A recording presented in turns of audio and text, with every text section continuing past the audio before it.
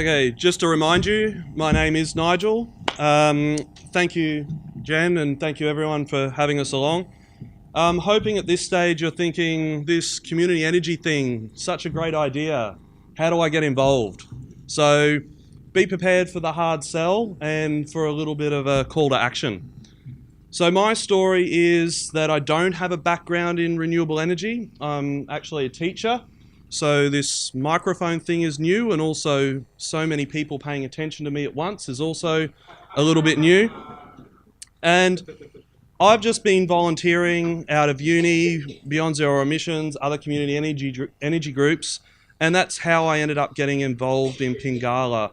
Becoming a member, I have a background in small business, so filling a little hole in Pingala, I'm now operating as the treasurer of Pingala and run a small little group to do the accounting. So my first step was becoming a member, and that's something that anyone can do. Members are the foundation of our organisation. They provide us with the skills, the finances, and the mental, emotional support that we need to operate as a group. They help us find future host sites as well, and they're often the people that become investors in those host sites, something I'll talk about in a little bit. So all of our volunteers are members. These are the active people in our organisation. These people provide the association, the co-op, with skills. They send the message out to the world, come and talk to the community. They're the ones that have the technical knowledge and stop the need for us to pay for so much professional help in the way that Tom illustrated with the video that we did. And these people bring finance knowledge, organisational knowledge, networking, and other skills that we haven't even thought of yet. We don't really know what we need until someone comes to us with a skill set and says, hey, you could do it this way as well. Not all our members are active members though. Out of 180 odd members, many of these are simply financial members. We charge a small membership fee, waged and unwaged, and this for some people is just simply a way of contributing to Pingala and providing with some of those funds that we do to pay all the fun things like insurance and subscriptions and all that sort of stuff. So you don't have to become a member to be directly involved in Pingala, and in fact you're helping us out a lot by just becoming a financial member.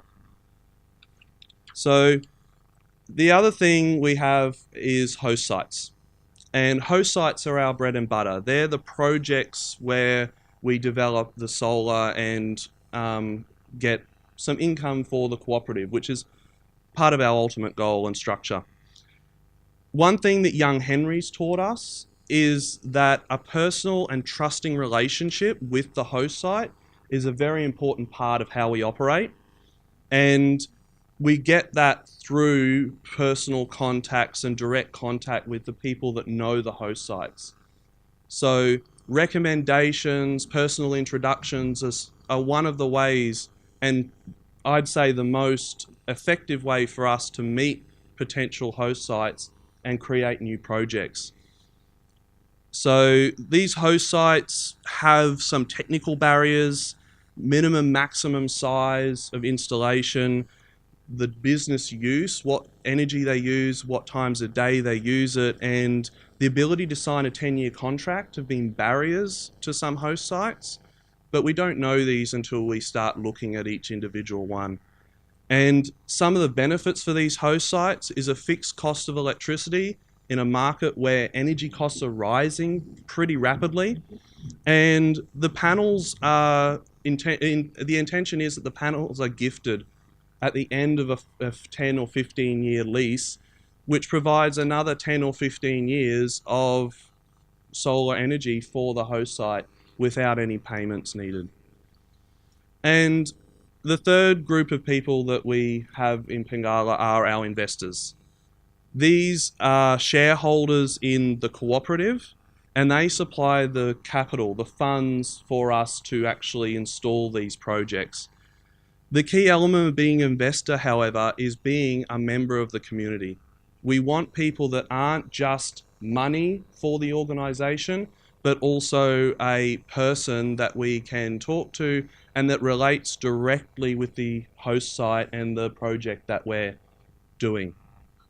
So we focus on people turning up and investors being involved, which is one of the reasons why we did an actual crowd fund like Tom described. We had the people who became investors physically at the site where the solar panels would be installed to put their hat in the ring and say, I want to be an investor. And that relationship is important to us. Investors receive a return on a share in the co-op's profits. So we are looking at this as a for-profit in the co-op sense, but there's those tandem elements that I don't think are mutually exclusive, but actually operate together in a way to provide everyone with some sort of benefit. And whether you want to do all of these things, or maybe just one or none of these things, you can still get onto the Community Power Agency website and get involved in the community energy campaign. So thank you very much.